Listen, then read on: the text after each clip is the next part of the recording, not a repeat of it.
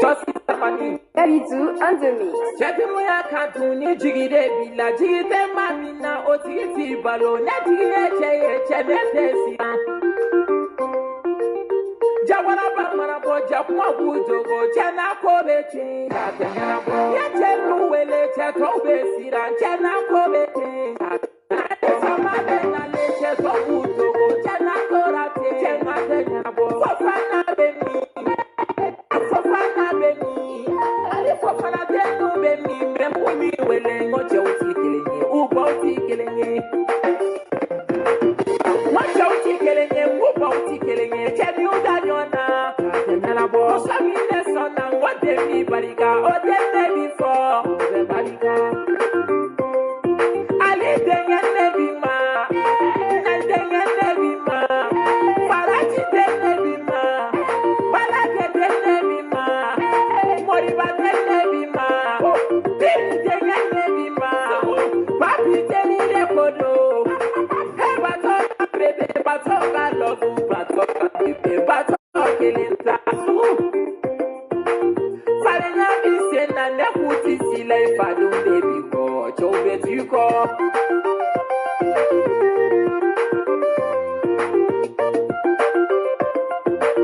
farenya besena farenya besena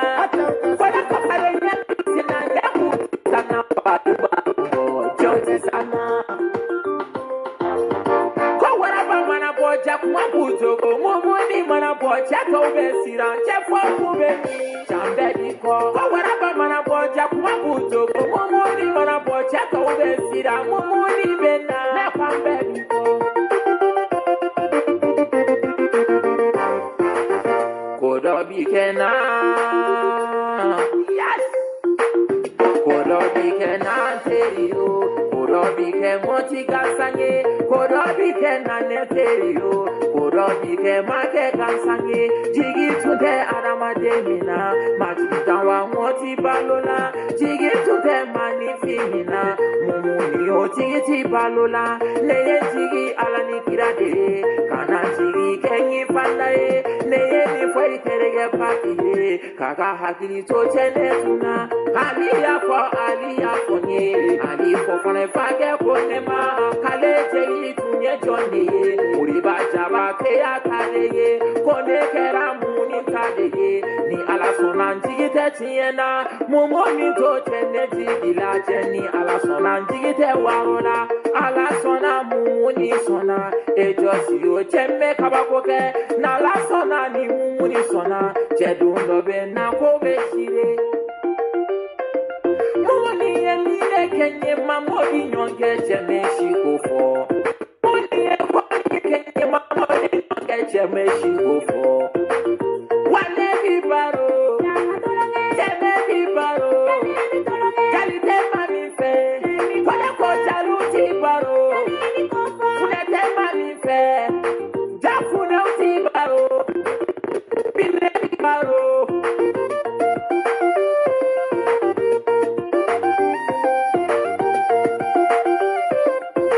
kuramani befola akuramani fone akapalila nyachila papure fonye platinina papure fonye akapalila nyekanuna fatore fola fatore sarama fatore fonye fatore kamumuni baro ekubadele baro kamumuni baro etima fale baro kamumuni baro epesi fami baro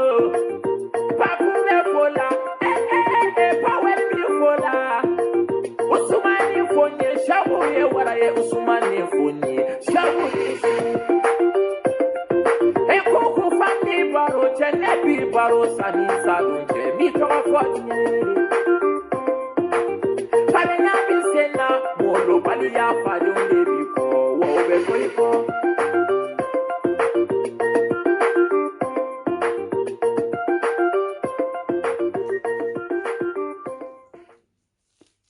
Ok, kobe salam salam salam salam. Kobe salam alaikum. Akela fama e mama kenyina e. ko kun ka ca donc voilà. Et effectivement mais il la doni et puis ma titiri seben parce que bon me fait ma actualité de kan bon ma titiri seben et clash bado de kumbi mais comme anga soldat chama tora kele kono donc anyo clashi anyo nyongiri folo mais clashi menali c'est-à-dire demseni munumbu sigu kukala ka Ameriki ni bara wɛrɛ tulu la ka jɛnɛ bani mena bara duma nkumina bara de dulu ma o de video direct kun kan ka kɛ video min do a préparé no mais mena bla en mode en direct quoi pour que mɔgɔw ka su à live sinon video min on y'a préparé parce que ni y'a bla k'a fɔ ko direct do aw bɛna dɔn ko direct tɛ donc b'a fɔ mais mena bla en mode direct mena bla en mode direct et ka dɔ kɛ balinu n'o de fɔ n ko muso bɛ dɔ kɛ o ti bila jɛnɛ la sa ayi jɛnɛ ka temps tɛ dɔ kɛlaw bolo sa olu bɛ jɛnɛ encourager de ka jɛnɛ soutenir mais ni bana dɔ kɛ ma dɔrɔn k'i sigi fugariya la cerveau t'i la ka réfléchir ka baara kɛ donc ou bien ni ala y'i kɛ dalako ye ni mun ma ɲa mɔgɔw ma min dilan e yɛrɛ ka capacité adamadenya la e se ka fosi dilan i yɛrɛbakun ye ni adamadenw ma min k'i ye donc obligé e bɛ bila jɛnɛ contre la mais problème tɛ yen mais n'ala sɔnna ma denlankolon minnu sigilen bɛ États-Unis ne y'a f'u ye ne t'u fa ni ne t'u ba neni mais n bɛ baara d'u ma u bɛ baara kɛ parce que ne y'a f'u ye n ko jɛnɛ kɛlɛli ma nɔgɔn dabarabaya la ka bɔ ka jɛnɛ fa n'a ba neni c'est très facile ba ɲini ti kalan sa olu bɛ ka ɲinɛ min kɔ jɛnɛ ye wolola Bagadaji de ala jɛnɛ wolola Bagadaji de jɛnɛ ye wolola Bagadaji de c'est-à-dire mɔgɔ caman b'u sigi Facebook kan dɛ kɔnɔ min wolola sugu kɔnɔ dɛ kɔnɔ min tuna sugu kɔnɔ dɛ kɔnɔ min bɔra sanfɛ dɛ kɔnɔ min tuna duguma dɛ ala n'i kɛra karatɔ den ye ka komini den bɔ Bagadaji bozola ɲarela Mɛnɛkura Misira Kɛnzanbugu n'i ka karatɔya y'anw ta bɔ peut-être fo n'i taara lahara i tɛ se ka bɔ burusi kɔnɔ k'i bɛna anw bagabaga i tɛ se ka bɔ a ka quartier janba ninnu na k'aw bɛna anw bagabaga n ko anw de ye centre-ville ye a bɛɛ bɛ daminɛ anw de fɛ yen ne delila ka nin fɔ bɛɛ lajɛlen ɲɛna n ko mɔgɔ minnu bɛ kɔfɛ olu bɔra anw de fɛ yen ni du bonyana ni jama cayara ni min ye dɔɔnin sɔrɔ o bɛ taa kɔfɛ ne jɛnɛ bɛ bakɔ bi mais source ye Bagadaji ne y'o f'u ɲɛna maa ma bɛ kɔfɛ ba kɔfɛ a bɛɛ tun bɛ ba ɲɛ de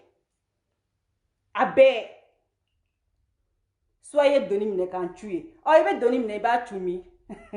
arɛda i b'a cu arɛda de la c'est-à-dire ne bɛ yɛl'u la quoi n'u nana n'u ka bagabaga n'u ka kalokalokan ninnu ye ne bɛ yɛlɛ a bɛ na yɛlɛ a y'a to tan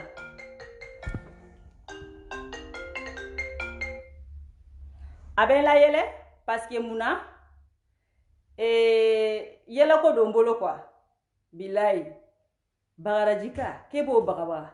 i b'o bagara ni kan jumɛn ye ne ɲɛ t'o o kan na k'i b'o Bagadaji i b'o Bagadaji ka den ka wolo komini den kɔnɔ ka mɔ Bagadaji ka mɔ ye ka kɔrɔbaya ye ka san 20 ni kɔ sɔrɔ Bagadaji i tɛ yɔrɔ wɛrɛ dɔn ni Bagadaji tɛ k'e bɛna komini den k'e bɛna o bagabaga a bɛ kɛ Facebook tɛ ya min ka di min dabara i b'a fɔ o la an taara plainte tigɛ jɛnɛ kama dɛ c'est-à-dire ni ne yɛrɛ ye siran yɔrɔ ma n b'a tigɛ de anw ma wolo siran kɔnɔ an ma lamɔ siran kɔnɔ Bagadaji ka den k'e b'o bagabaga mais an bɛ taa n'an bɛ taa an bɛ se n'an bɛ taa an bɛ se mais n'i ka karato denya ye bagaraji ka den tabo nyarela ka den tabo misra ka den tabo kenzamugu ka den tabo Bamakɔ kura ka den tabo i bɛ taa sɔrɔ kara wɛrɛ bɛ ko min ni c'est-à-dire min ni fɛn tɛ kelen an bɛ bɔ yen mais n'ala sɔnna a ma n bɛ baara d'u ma n y'o de f'u ye n ko n bɛ baara di denlankolonw ma a video bɛɛ nalen aw bɛ sigi aw bɛ video in lajɛ hali kanubaga dɔw bɛ sɔn ka taa baara caman kɛ a bɛ se ka hali mɔgɔ dɔw choquer dɔw bɛ se k'a fɔ a Jɛnɛ bɛ waso ni fɛnw na waso tɛ fosi tɛ k'a yira denlankolon minnu bɛ Amérique n'u ti dɔwɛrɛ dɔn Jɛnɛ i ba tantɔ Jɛnɛ i ba tantɔ ka u sigi ka fɛnw imaginer n y'a f'u ye denlankolon ne b'i jaabi ni frappe de ni baara de ne t'i jaabi ni ta ɲɔgɔnna ye parce que i ta ɲɔgɔnna tɛ ne kɔ an b'o page fermer donc n'an bɔra an bɛna soldaw la n'a ma dogo o la ne Jɛnɛ ye problème sɔrɔ soldaw nɔfɛ parce que n dusu bɔra an ye kuma dɔw fɔ effectivement dusubɔ kuma don sinon ni mɔgɔw bɛ sa kɛlɛ la ne ɲɔgɔnna fantandenw ni bɛ ka to kɛlɛ la faamaden si kɛlɛ in daminɛ ni sisan cɛ n'a y'a sɔrɔ ko faamadenw faamaw tɛ den caman wolo an bɛɛ b'o kalama n'a y'a sɔrɔ o faama minnu bɛ kilimu kɔrɔ ko den 5 ni 6 bɛ min bolo ko 4 tora kɛlɛ in na a kelen o kelen ta la ɲama y'a sɔrɔ solution ɲinina ɲama y'a sɔrɔ solution ɲinina mais toujours ne Jɛnɛ bɛ kasi yɔrɔ min na toujours ne dusu bɛ bɔ yɔrɔ min na c'est-à-dire anw minnu fantandenw de n'anw k'an t'an mago dɔn problème bɛ yen yɔrɔ in dɔrɔn de la kɛlɛ in yɛrɛ tɛ kɛlɛ tɛ quoi Mali problème bɛɛ ye anw fantan kelenw de ye anw de tɔɔrɔlen wa a problème source ye anw de ye wa anw de ko Mali tɛ bɔ nɔgɔ la anw de mɔgɔ si tɛ wallahi n'a sɔrɔ général minnu bɛ kilimu kɔrɔ k'olu de denw bɛ ka sa armée la billahi a ma sɔrɔ solution dɔ ɲinina mais u b'a dɔn anw fɛ yen anw ka fantanbugu kɔnɔ anw ka ca i b'i minɛ i bɛ taa faga i fa tɛ bɔ a kalama ye billahi i bɛ soldat 100 bɛ sa nord la 80 fa t'a dɔn a bɛ yɔrɔ min na n bɛ nin dɔn n y'a fɔ aw ye soldat 100 bɛ sa nord la billahi 80 fa t'a dɔn k'a sara nord la 80 ne de fɛ k'a fɔ aw ye u b'a dɔn don jumɛn n'u ye malo bɔrɛ koronto ka bila camion kɔnɔ ka fini dɔ da o kan ka 1,000,000 da o kan ou bien 100 ou bien 20,000 ka t'o présenter fa la ko karisa i den kun bɛ nord la an yɛrɛ famana c'est-à-dire an famana an m'a ye jama tu la quoi donc probabilité la ale sara quoi mais nin dɔn Jɛnɛ tɛ kuma a kun fɛ dɛ mais nin dɔn o cɛkɔrɔba fana b'o malo minɛ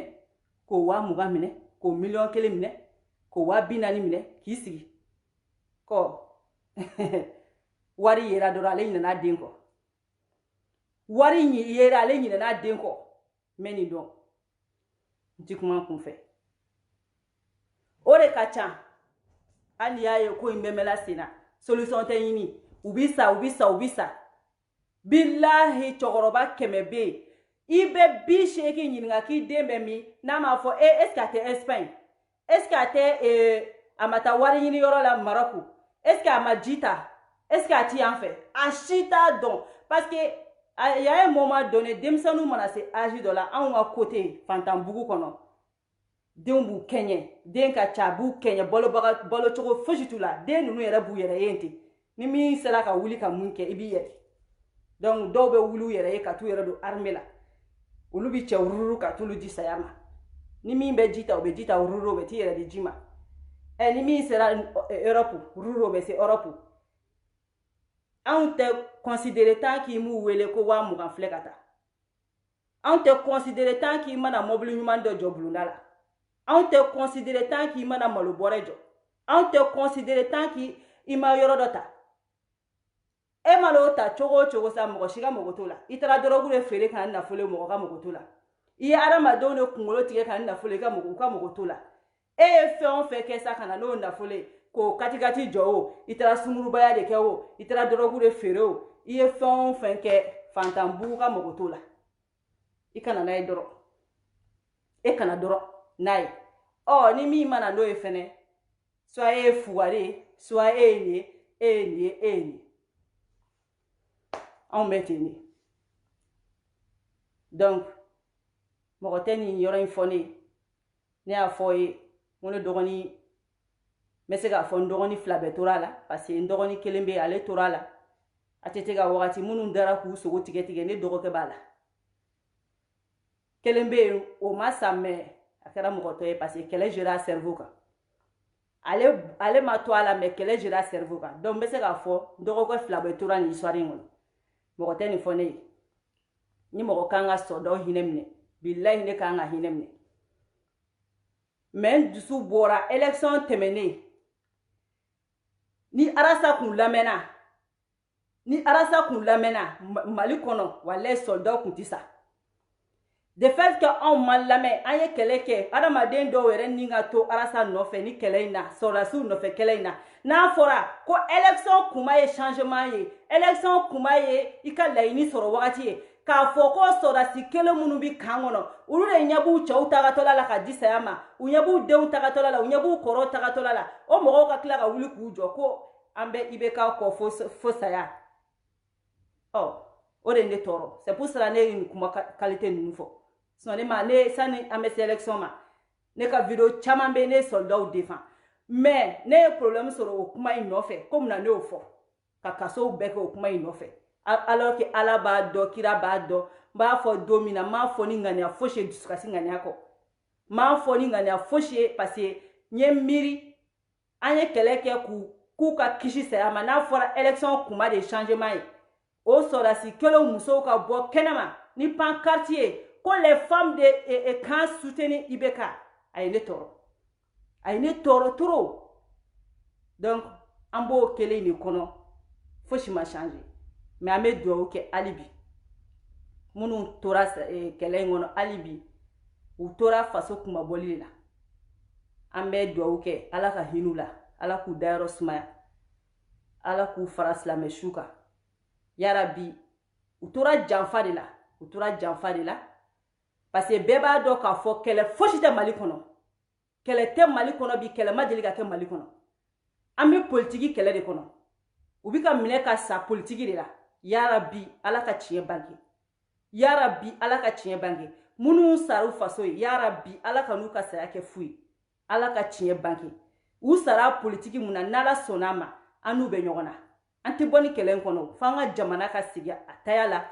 fo minnu ko k'u k'an mara minnu ko k'u ka anw maliyɛn denw mara f'u k'u tilen n'u m'u tilen bilahi n'a ye mɔgɔ o mɔgɔ ja fɛn o fɛn ma ni ja a fɔ an ma nous on s'en fout parce que adamaden kunkolo tan dɔw bɛ yen u yɛrɛ bolo ko cerveau b'u la depuis ala k'u da u ma deli ka cerveau ɲɛ la aw bɛ politikiw de la dɛ kirikarakiri parce que a dɔw mana ɲɔ sɔrɔ ka bila u kɔnɔ dɔrɔn olu bolo ko diɲɛ bannen o ye quoi a caman b'i sigi kɔfɛ ka kuma e b'i sigi jamana minnu kɔnɔ taa san 100 kɔfɛ t'o jamana histoire ta i k'a lajɛ o jamana tun bɛ cogo min na san 100 kɔfɛ hali n'a kun fɔra e ye ka na i ti sɔn ka na an bɛ faransi 1 min kɔnɔ ya sɛba du ni manamana kan fɔ la a ye taa faransi sani avant révolution a ye taa n'a kun fɔra aw ye a ye ka na faransi aw kun ti sɔn parce que dɔw de wulila k'u ni d'u ka jamana ma k'u ka jamana wuli k'a jɔ k'a kɛ ni jamana ba qualité aw ka sɔrɔ ka n'aw sigi a kɔnɔ faransi bɛ révolution daminɛ wagati minnu na n'a kun fɔra olu minnu bɛ sɛ dun na k'u kana faransi k'u ka n'u sigi u yɛrɛ kun ti sɔn parce que wagati y'a sɔrɔ hɛrɛ tɛ faransɛ yɛrɛ golo kan kuma tɛ mɔgɔ wɛrɛ ka n'a ka jamana kɔnɔ donc san'aw bi kuma n'a b'aw sigi amerikiw la k'aw sigi faransiw kɔnɔ k'aw sigi jamanabaw kɔnɔ kuma lankolon fɔw ni k'a fɔ k'aw ka jamana ka ɲi ta a bɛ ta mun aw t'a kɛ aw tɛ sunuya ka kɛ minnu wulila k'u b'a kɛ a t'ulu encourager f'a bɛ wuli kalo kan fɔ ni kodɔn baliya kan fɔw la donc ne b'a fɔ aw ye dɔrɔn a ye google ta taper dɔrɔn faransi sigira cogo di a k'o lajɛ o bɛ sɔn ka kusa aw ma Espagne sigira cogo di Italie sigira cogo di Allemagne sigira cogo di Amérique sigira cogo di Angleterre ninnu a ye don a ka histoire lajɛ donc an bɛ hali bi an bɛ dugawu kɛ soldaw ye hali bi ala ka hinɛ banbagatɔw la ala ka yafa k'u ma donc a kuma ka ca n'aw k'an bɛ don soldaw ka histoire kɔnɔ a kuma ka ca n ye publication dɔ kɛ bi ateteka o y'a sɔrɔ an fa n'an kɔrɔkɛ n'o ye Nuhu Togo ye a kun bɛ direct dɔ la komi ale ka fɛn bɛɛ ko IBK ka démissionner IBK ka démissionner ale ka balani dunne ko IBK ka démissionner IBK ka démissionner ok mais n'a ma démissionner e bɛ mun kɛ fosi t'e bolo ka kɛ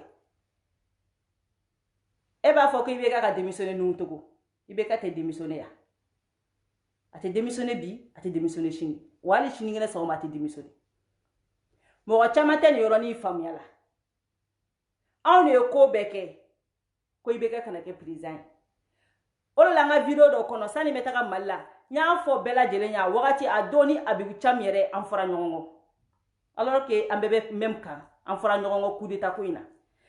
a don n y'a ye ko dɔw tun bɛ ka na les politiciens bolo n bɔra n ye video kɛ n ko tɛ coup d'état la wa n t'a soutenir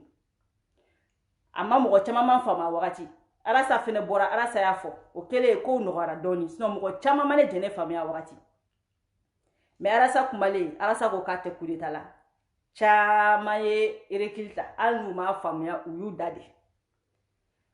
mais a kumani in kɔnɔ n ye kuma kelen fɔ ko n ko ne jɛnɛ an ye kɛlɛ kɛ ko marifatigi kana don du kɔnɔ marifatigi bɛ ka don k'a b'an faga n ko an ye kɛlɛ kɛ ko marifatigi kana don mais duden dɔw ye dayɛlɛ ko don donc sisan marifatigi bɛ du kɔnɔ an b'a kɛ cogo di an b'a kɛ cogo di donc ni adamaden n'an bɛ kuma an ka ɲɔgɔn lamɛn an ka ɲɔgɔn faamu ne ko bɛɛ lajɛlen ma video in kɔnɔ n ko anw de ye kɛlɛ kɛ marifatigi kana don du kɔnɔ marifatigi donna du kɔnɔ n ko an bɛ solution jumɛn kɛ k'a labɔ parce que marifatigi kun b'an ka don mais an ka duden dɔw yɛrɛ de ye bulonda yɛlɛ ko don a donna sisan k'an b'a kɛ cogo di marifatigi b'an kan o duden minnu ye dayɛlɛ k'u ka don olu fana bɛ o du kelen kɔnɔ sisan an b'a kɛ cogo di an bɛ marifatigi sani a bɛ don an y'a kɛlɛ datugulen da la a n'a ka marifa bɛ kɛnɛma an y'a kɛlɛ cogo min na est ce que a donnen kɔnɔ la an b'a kɛlɛ ten et puis d'ailleurs fɛnɛ o duden kelen dɔw de fɛnɛ ye dayɛlɛ a ye olu dudenw dunanw bɛɛ ye duden kelen ye donc an b'a kɛ cogo di an k'an kɔlɔsi an k'an farati donc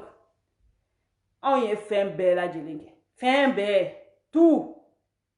fosi tɛ yen ni Arasa ma min yira fɛn tɛ yen fosi y'en a pas n'i ye ko o ko fɔ i y'a fɔ Arasa kɔfɛ n'i ye ko o ko kɛ i y'a kɛ Arasa kɔfɛ Mali ko in na ni san 3 in kɔnɔ fɛn tɛ yen dénonciation tɛ yen solution tɛ yen fosi tɛ yen ko ni cɛ kelen ma yɔrɔ min yira a tɛ yen a ma lamɛn élection selen bɛɛ ma t'i ka purutu ta minɛ politiciens taar'u ta minɛ opposants y'u ta minɛ bɛɛ lajɛlen y'i ta minɛ société civile y'i ta minɛ bɛɛ y'i ta minɛ ka IBK sigi IBK sigilen ko anw ka tila ka na ko k'o kɛlɛ ko k'o bɔ yen o tuma dangadenya don an t'a kɛlɛ hali ni Arasa kun ye IBK kɛlɛ ne t'a kɛlɛ parce que ni ko ma kɛ ko tɛ dɔn IBK kɔni a ti kɛlɛ ya IBK ti kɛlɛ jusqu'à ka se dernière minute ma IBK kun ko k'a ti présenté o a bɛɛ b'a kalama IBK ko bɛɛ lajɛlen kɛ IBK ko k'a ti présenté mais IBK nana santi minnu bi k'ale kɛlɛ olu bɛ ka wari ɲini fɔlɔ à part Arasbachi IBK b'a dɔn mɔgɔ o mɔgɔ bɛ se k'ale wuli ka bɔ yen olu bɛɛ bɛ ka ta ɲini kɛ olu caman ko de k'u b'ale kɛlɛ mais u ta ɲininaw de don IBK ye u bolo kuru k'a d'u ma dɔrɔn olu ye kɛlɛ bila IBK ye présenté o wagati don so bɛɛ b'a dɔn k'a fɔ IBK kun kan ka présenté il y a longtemps IBK kun kan ka candidature kuma fɔ il y a longtemps a kɛra an caman yɛrɛ kɔnɔ ko IBK t'i présenté tuguni tellement que a ye mɔgɔw bila retard la cogo min na jusqu'à dernière minute IBK nana k'a b'i présenté parce que y'a sɔrɔ IBK mɔgɔw bɛ élément fɛn o fɛn la IBK y'o bɛɛ de sɔrɔ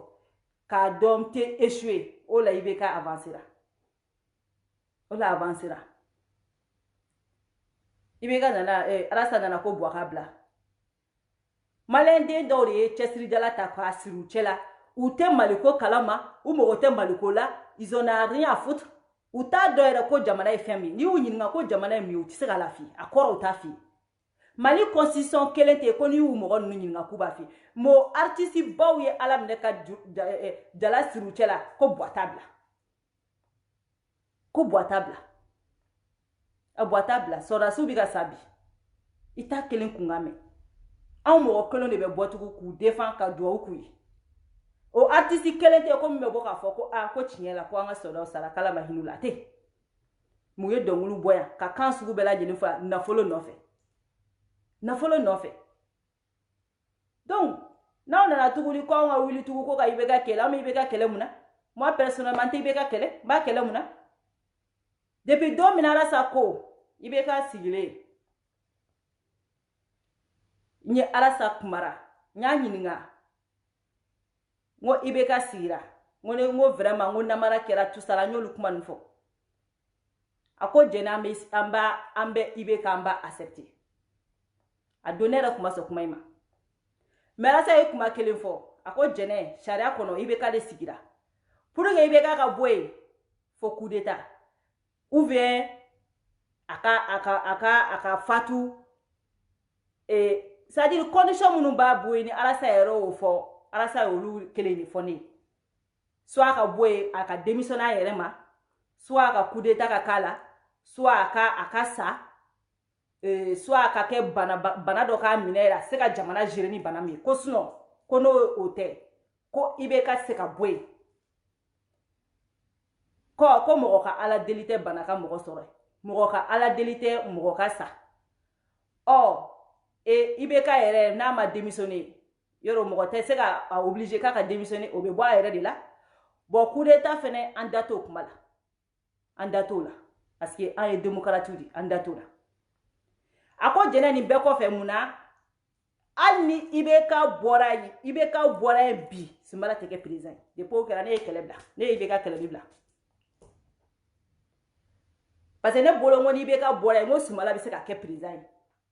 parce que ne bolo anw de gagnera Sunbala de gagnera parce que Sunbala kun y'anw ka candidat ye ni IBK tɛ yen Sunbala de bɛ k'a ye Alasa ko ni IBK hali ni IBK bɔra hali ni IBK ko bi k'a démissionné na jɛnɛ ye Sunbala tɛ kɛ président ye depuis o don ne ye kɛlɛ bila n bɛ mun kɛlɛ kɛ tugun Sunbala ko fo ni élection wɛrɛ kɛra o élection wɛrɛ la mun b'a yira anw na ko Sunbala bɛ gagner tuguni et puis mun b'a yira anw na k'anw bɛna Sunbala yɛrɛ soutenir problème bɛ yen de mɔgɔ caman tɛ k'o de faamu f'a k'o yɔrɔ ninnu de faamu hali ni c'est à dire an bɛ k'a fɔ ko anw ye Sunbala soutenir Sunbala gagner anw y'o fɔ ok wa bi ni IBK y'a sɛbɛn ko maliyɛn denw ko ne IBK ye fanga bila ko Sunbala tɛ kɛ président ye Sunbala ti k'a ye et puis on veut quoi encore ni Sunbala tɛ k'a ye o hali minnu bɛ k'a fɔ IBK démissionné o u ɲininka sa ko ni IBK démissionné bi ko est-ce que ko Sunbala bɛ kɛ président ye Numu Togo ɲininkara k'ale to boli o de y'a to ne tigɛra Numu Togo la o don ne tigɛra la o don de a don journaliste kɛ y'a ɲininka ko mais ko Numu Togo k'e b'a la ko IBK ka bɔ yen ko awɔ ko mais ko ni IBK bɔra yen ko jamana bɛ di jɔn ma Numu Togo ko ka jamana di sɔrɔdaw ma ko pendant 2 ans aw ni ala n'ala kira cɛ jɔn bɛ Mali ye bi na k'i bɛ taa Mali ta ko k'o di sɔrɔdasiw ma pendant 2 ans olu kana n'u ka diyagoya fanga ni u ka fɛnw y'an da la sɔrɔdasiw bɛ fanga ta olu bɛ taa fanga di u diyaɲɛmɔgɔ de ma an t'o de ka tɛ Mali kɔnɔ fo bi yan Alifa ye fanga sɔrɔ cogo di a gɛrɛfu ko n'a kirikara kuru wulilen ni ATT ye fanga minɛ ni ATT ye Musa minɛ ATT ye dɔɔnin kɛ ka tila ka passer Alifa ma Alifa fɛnɛ tagatɔ la a passer fɛn ma mɔgɔ caman bɛ IBK ka fanga kɔnɔ bi bere vert ninnu n ko condition de don n'u donna kɔnɔ an bɛ fanga d'i ma mais i bɛ ni place in d'a ma a caman bɛ hali IBK tɛ se ka touche la parce que condition de dalen don mɔgɔ bɛ ala minɛ ka fanga di olu ma i bɛ fanga di sɔrɔdasi ma a bɛ bɔ yen mais a bɔtɔla b'i ka a ka condition a b'o de f'i ye a b'o de f'i ye wa ale yɛrɛ tant que tenitigi ale yɛrɛ de b'a diyaɲɛmɔgɔ sigi dɔ y'a fɔ a ka kuma kɔnɔ ko IBK tun bɛ taa munuma a y'a ka bureau kɔnɔ ko ka fanga d'ale ma ko ibeka ye fanga sɔrɔ ko ibeka ye o aya kelen bila kaso kɔnɔ a ma fɔ wa ne ma fɔ dɛ minnu y'a ye olu de y'a fɔ c'est toujours comme ça ni fanga dira militaire ma an bɛ voter ko ye mais militaire de b'u diyaɲɛmɔgɔ sigi a to min kalama o de y'o fɛnɛ n'o dira militaire ma dɛ o politicien kelen de bɛ tila ka t'o militaire ka bureau kɔnɔ ka t'olu ka yɔrɔw la ka taa munumaw sengu nungu fila kan k'u deli ko fanga diyan o contrepartie o militaire fɛnɛ b'u ka sago de fɔ i bɛ ne bila nin poste na i bɛ karisa bila nin poste na i bɛ karisa kɛ tan i bɛ karisa kɛ tan o de bɛ kɛ n'o ma k'an t'a débat an b'a di mɔgɔ wɛrɛ ma e cɛ an kununa sa bilahi an kununa a ye sabali ta an kununa nugu togo nka an kununa trop c'est trop a ye dɔ k'an jeliw kan ten sa a ye bɔ an jeliw kan sa an kununa an tɛ denmisɛnninw ye tuguni an tɛ denmisɛnninw ye tuguni ça a été toujours comme ça donc e bɛ se ka na cogo di ko ka IBK lawuli ka bɔ yen ko ka fanga di militaire ma parce que nugu tɔgɔ b'a dɔn ni nugu tɔgɔ kun ko ko ayi ni IBK wulila k'a bɛ di Sumbala ma mais e m'o fɔ e m'o fɔ k'o bɛ di militaire ma et puis ko pendant 2 ans Musa Tarawele bɛ na don min na a ye san yɛrɛ fɔ Musa Tarawele ninnu ye kalo 6 de fɔ ko 6 mois k'u bɛ jamana fara ɲɔgɔn kan ko k'a di politicien ma o 6 mois taara i jɔ fo san 20 ni kɔ la an bɔra o kɔnɔ o kɔfɛ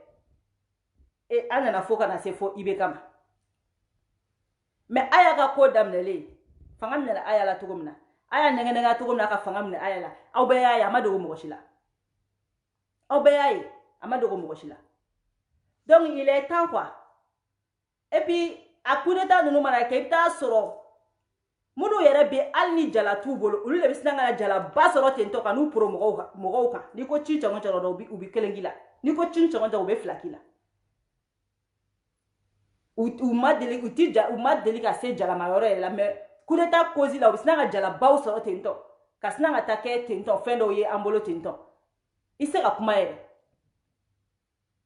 donc coup d'état conséquence mun bɛ coup d'état ni ka fanga la wuli jakoya la nugu tɔgɔ tɛ ka nin si mesurer ɔhɔn a ka wuli n'a to a tɛ wuli dun e de y'a sigi wa e de y'a sigi e y'i si bɛ kɛ k'a tɛ mun dɛmɛ n ko an ka défaut an ka problème yɛrɛ nɔni problème 90% a tɛ tɛ ne y'o mun fɔ a tɛ mɔgɔw nana ko fiɲɛ tɛ anw tɛ mɔgɔ kama koyi anw tɛ mɔgɔ kama dɛ n'i ka mɔgɔ ye min kɛ an b'a f'i ye piyan wa a bɛ taa défaut a bɛ taa corriger a bɛ taa corriger nous on n'est pas là pour faire plaisir à quelqu'un ayi an tɛ ka plaisir kɛ mɔgɔ an k'an faso de wa an kelen o kelen an bɛɛ ka dɔgɔ o kɔrɔla la an bɛɛ ka dɔgɔ an bɛɛ ka misɛn o kɔrɔ jɔn ye porte dayɛlɛ rebelle ye jɔn ye porte dayɛlɛ ye a tɛ tɛ yan a tɛ tɛ porte dayɛlɛ pourquoi n y'a question poser a tɛ tɛ mɔgɔ fɛn fɛn nana bi k'an kunkolo chauffer n y'a poser u bɛɛ kunna n ko a tɛ tɛ porte dayɛlɛ kun jumɛn la a mɔgɔ t'u la min sera k'an jaabi ni min bɛ se k'an jaabi an jaabi yan a t'u la u dɔ k'an jaabi ko kun jumɛn a tɛ tɛ porte dayɛlɛ nordisiw jihadisiw ye a tɛ tɛ prévenir la président wɛrɛw fɛ ko jihadisiw kun b'i ka jamana kan a tɛ tɛ ko awɔ k'ale b'u la k'ale b'u bisimila ko ka marifa minɛ u la e b'u bisimila ka marifa minɛ u la awɔ marifa fil'u bolo nin bi wa i ka jamana kɔnɔdenw i ye minnu mara ka tɛmɛ u bi ka sa i b'a fɔ ko petit pain a sigilen bɛ yen nɔ yen fɛ hali ka téléphone ci k'a fɔ an b'a kɛ tan u t'o si kɛ parce que anw ye fɛn fu de nafa t'anw ni na quoi sinon un président e bɛ se ka marifatigi la don k'o sigi fɛ k'e bɛ marifa minɛ o la mais munna a ma marifa bila a lankolon ka don u ye alifa fanga nɔfɛ yan alifa ye marifaw bɛɛ jeni mais munna sani u b'i don u m'u ka marifaw jeni sani u b'i don e fɛ yen e b'a fɔ k'e bɛ marifa minɛ olu la e bɛ se ka marifa minɛ ninnu na prévu tɛ nin n ye ATT mɔgɔw ɲininka n k'u k'a fɔ n ye n ko ATT ye u lasigi kun jumɛn na fo bi fo sisan an bɛ yɔrɔ min na bi a mɔgɔ tɛ yen min sera k'a fɔ kun jumɛn na ATT y'u reçoit a mɔgɔ tɛ yen a mɔgɔ tɛ yen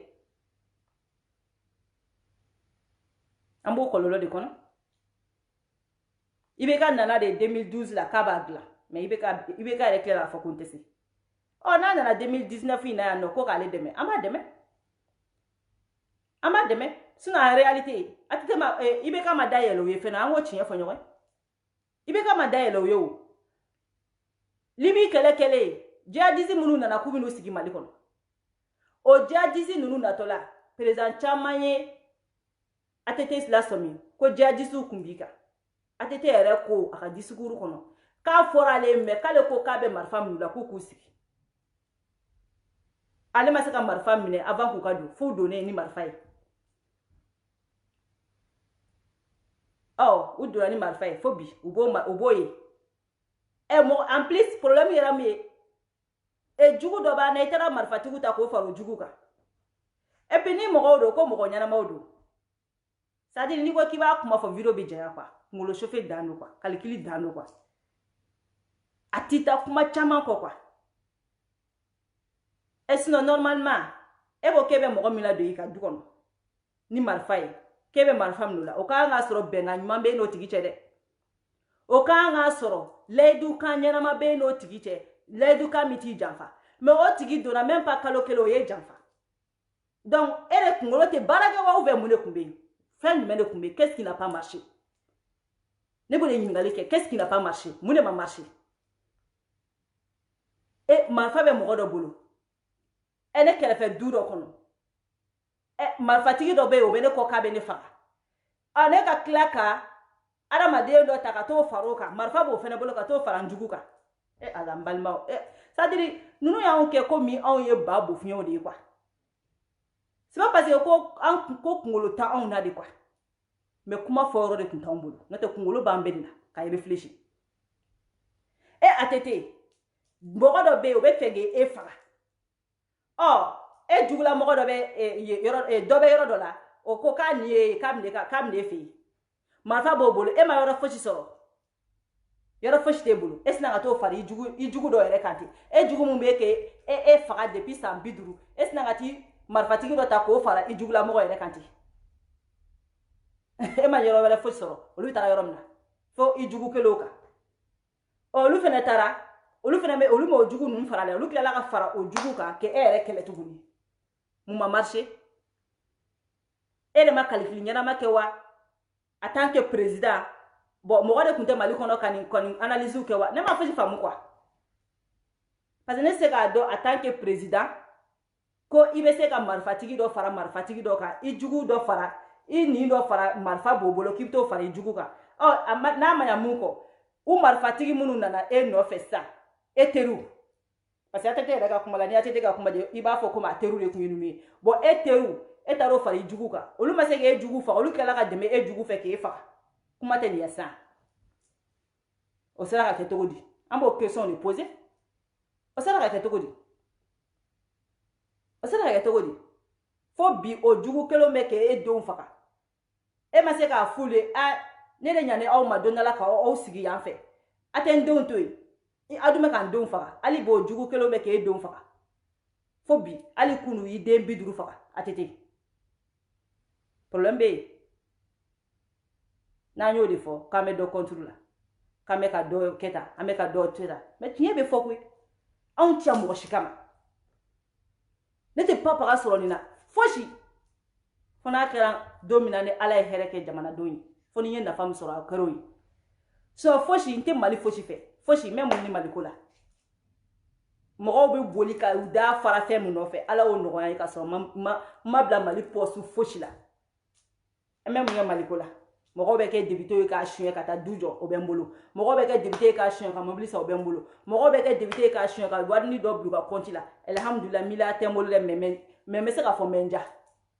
donc on a chien on ba fo on a talenté mo la on a chien on ba fo parce que on a talenté mali posu la on a talenté mali foshi la donc on a chien jalande na bi kun tela mba fi na yija ka on fait na mija salam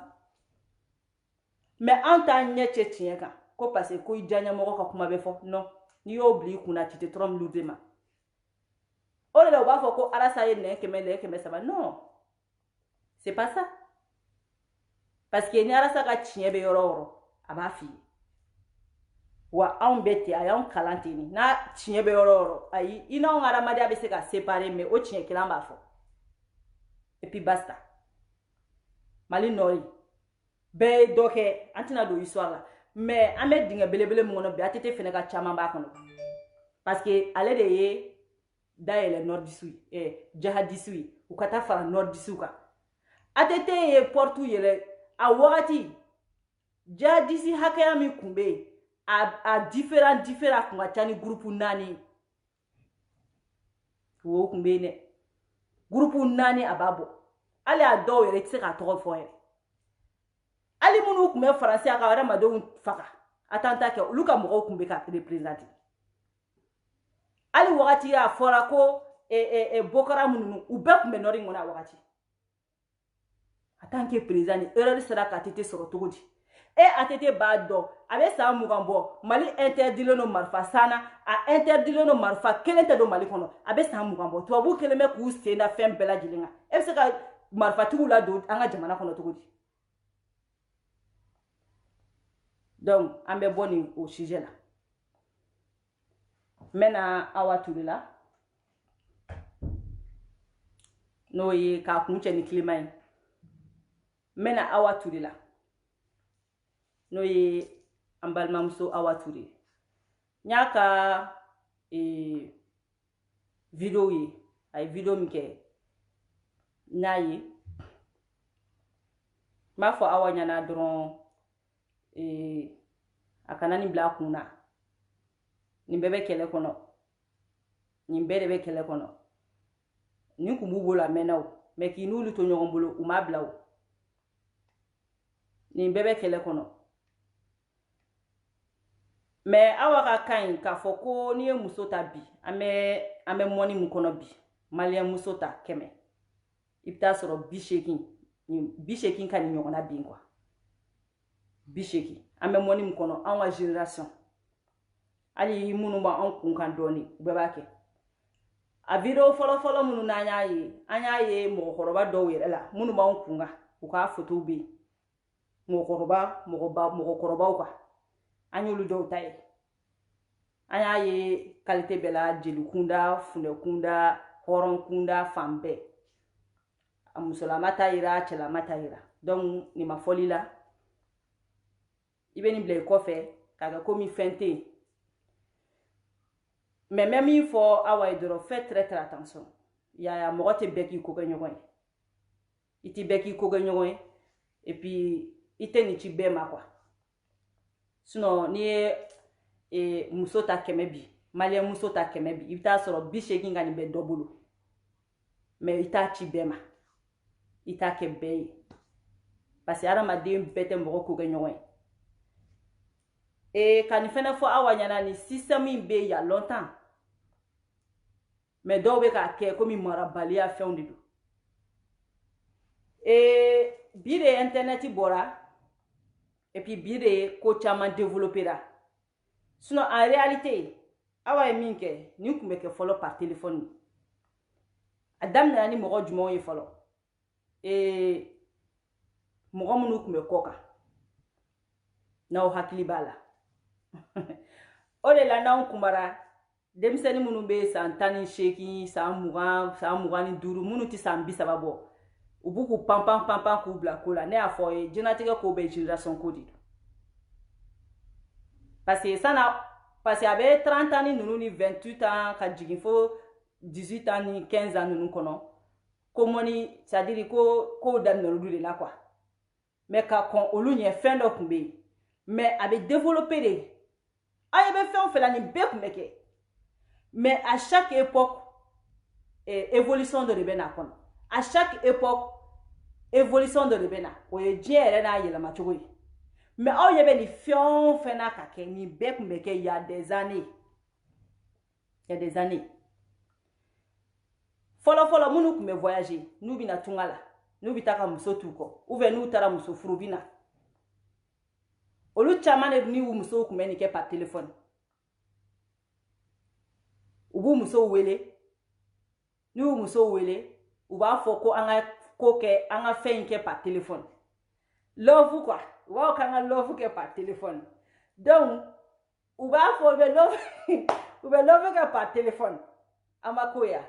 donc muso yɛrɛ b'a fɔ n bɛ tantɔ n nɛn ta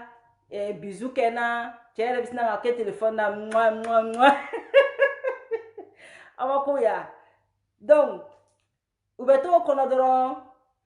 u bi don love kɔnɔ a m'a faamuya kiri kɛra wɔsi ka bɛ daminɛ karateka a ma ko ya a kun bɛ kɛ ten de c'était ça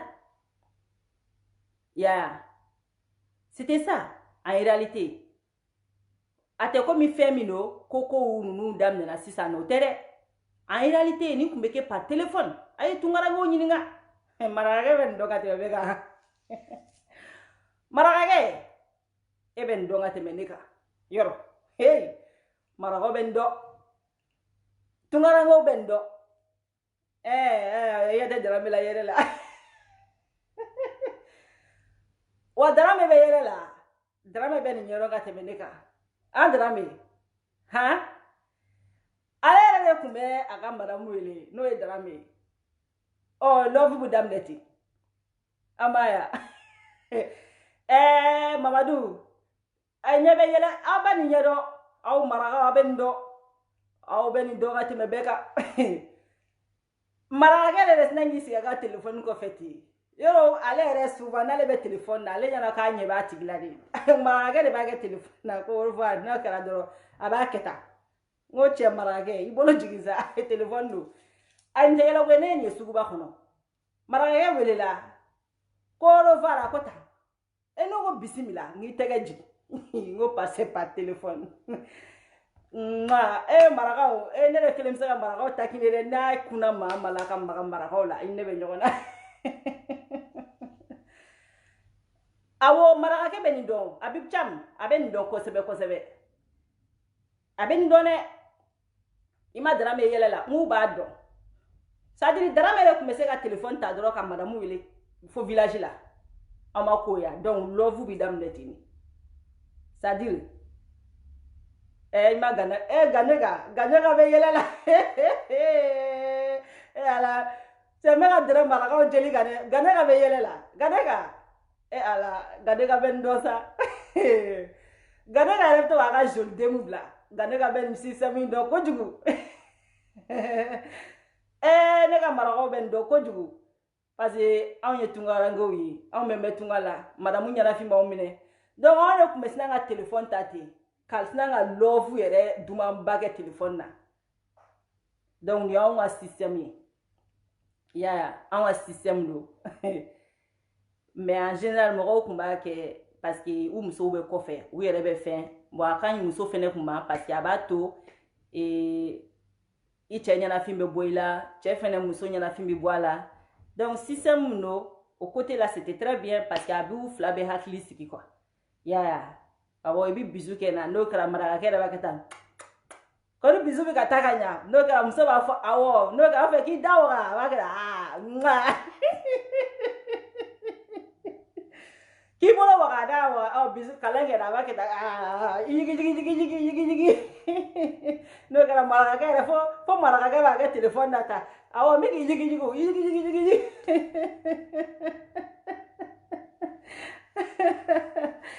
Idrisi bɛ nin ɲɛdɔn ka tɛmɛ ne kan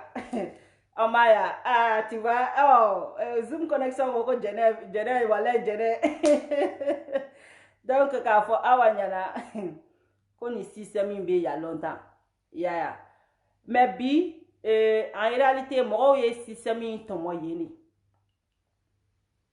mɔgɔw ye système in ta yen de ka n'a yɛlɛma k'a kɛ vidéo ye sinon en réalité vidéo kun tɛ c'était appelu de kun don mɔgɔw bɛ nin ko ninnu kun kɛ appelu de la pour que ka ɲɔgɔn ɲɛnafin da ka ɲɔgɔn bɔ koni dɔw la quoi muso hakili bɛ to a cɛ la a cɛ yɛrɛ hakili bɛ to a la bon u bɛ tɛmɛ ni ɲɔgɔn ye ten cogo la par téléphone donc an ma kow ye wa donc kɔfɛ mɔgɔw nana a système ta ka baara kɛ n'a ye bi mais munna musow bɛ ka ta ka baara kɛ n'a ye bon en réalité musow caman b'a ta ka baara kɛ n'a ye parce que muso minnu bɛ yen n'u dalen b'u yɛrɛ la k'a fɔ u ka bagaji qualité ka ɲi bon olu b'a kɛ k'a ci cɛw ma bon n'u y'a ci cɛw ma a bɛ se ka c'est-à-dire a bɛ se ka feere nɔgɔya parce que ni ko a bɛ feere nɔgɔya ni kan ka fɛn min ye ni a yeli courage ba t'i la ou bien n'i bɛ fɛ ka courage sama ka don a tigi la bon i b'a ci a yɛrɛ k'a dɔn cɛ fɛn ɲɛnama bɛ karisa kun i y'a ye bon sisan mɔgɔw b'a ko la k'a ci cɛw ma pour que k'a yira n farikolo ka ɲi n bɛɛ dafalen don n fari jɛlen don n fari bɛ dakɛɲɛnen don forme ka ɲi n sinbara bɛ tan tantɔ bɛ tan tantɔ bɛ tan bon a bɛ ka cɛw la exciter pour que u bɛ se ka na olu kan cogo min na mɔgɔ caman y'a ko u baarada ye sisan i m'a ye bon dɔw fɛnɛ b'a ci par amour comme aw ka taa ɲɔgɔnna ninnu dɔw b'a ci par amour fɛnɛ k'a fɔ pour que a tigilamɔgɔ bɛ natu kan ka se ka jarabu la ou bien k'a ye k'a fɔ fɛn min don n bɛ se ka bati nin nɔfɛ parce que a ka minɛnw ka ɲi quoi yaya mais dɔrɔn tout simplement i tɛ nin kɛ ni bɛɛ ye quoi en réalité i t'a kɛ ni bɛɛ ye i b'a kɛ ni mɔgɔ min f'a ka kɛ hɔrɔn de yaya f'a ka kɛ hɔrɔn mɔgɔ ladiri mɔgɔ min b'i fɛ fɛnɛ yaya mɔgɔ min b'i fɛ a ka ko mɔgɔ qualité ye quoi mais a kana kɛ mɔgɔ bɛɛ ye mɔgɔ min bɛ se ka mɔgɔ min t'i fɛ surtout kana kɛ n'o tigilamɔgɔ ye quoi yaya donc n bɛ fɛ k'o yɔrɔnin dɔrɔn de fɔ aw ka histoire la ko nin tɛ fosi ye quoi mɔgɔ caman ye nin kɛ wa mɔgɔ caman bɛna nin kɛ système de don a ko in bɛ a mɛnna voilà o y'o yɔrɔ ye n'o bɔra yen n ye Clément ka fɛn dɔ de sɔrɔ n'o y'a ka vocal ye an b'o o Clément ka yɔrɔ kɛ k'a datugu quoi an bɛ Clément ka yɔrɔ kɛ k'a datugu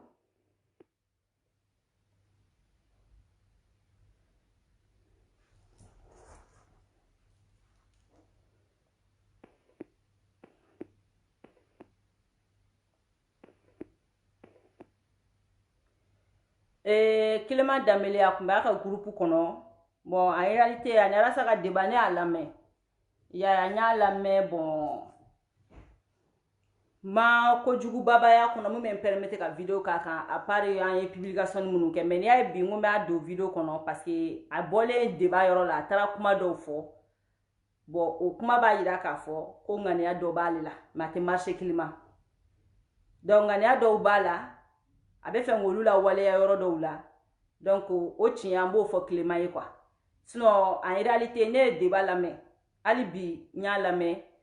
bon à part ɲɔgɔn sama bon o tɛ ba débat la en réalité ni débat kɛra k'aw tɛ ɲɔgɔn sama débat man di quoi